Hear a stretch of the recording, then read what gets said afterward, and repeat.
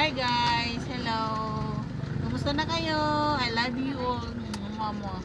Andito ako ngayon. Gagawa ako ng barbecue na atay ng baboy. Ito oh. Yan. Inihiwa-hiwa ko siya ng maliliit. Kahit tag 5-5 man lang yung baligya ko. Maliliit lang. Ito guys, inadobo ko na to siya. Tapos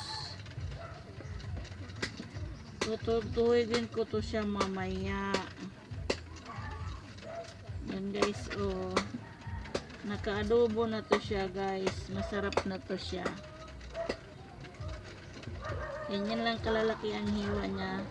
Nililiit-liit ko ang hiwa kasi pag buo